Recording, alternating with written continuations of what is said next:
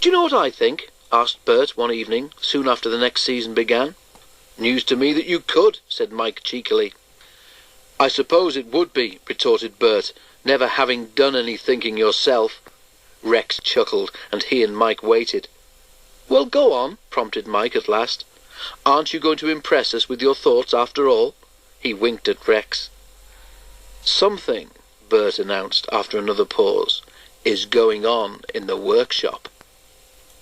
"Work?" suggested Rex innocently. Bert took no notice. "I think," went on Bert, "that the men are building something.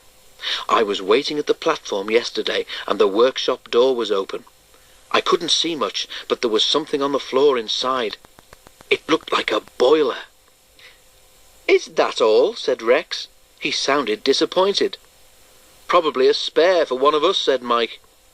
"I don't think so," argued Bert. "There were wheels as well.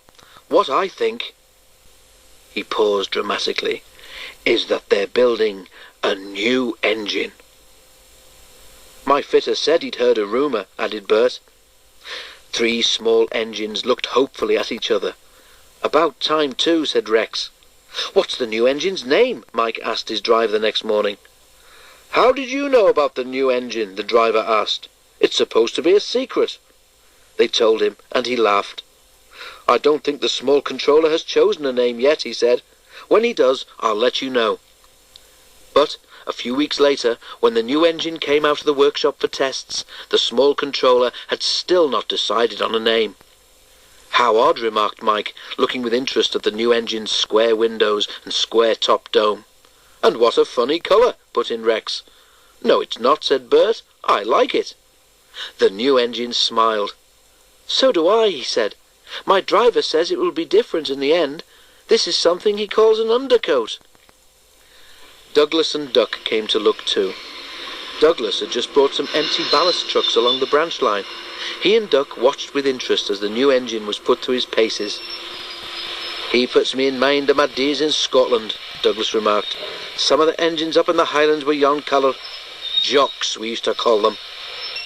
"Jocks?" asked the new engine, stopping nearby. "Aye," agreed Douglas. "No bad name for yourself, I'm thinking, eh, Jock?" The small controller was delighted. "Well done, Douglas," he said, and turned to the new engine. "What do you think?" he asked.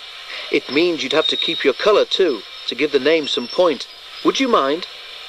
"Not a bit, sir," said the new engine. "I like the colour, and the name would suit me fine." "Excellent," said the small controller. "That's settled then. Thank you, Douglas. A splendid idea." And Douglas puffed away, well satisfied with his morning's work. When the decision was made, Jock was put back down into the works. Every engine got a repaint, including Jock. They all looked like they were straight out of the Railway series, which was the illustration that the Reverend W. Awdry would use in his books. "Here's to Jock, the new engine!"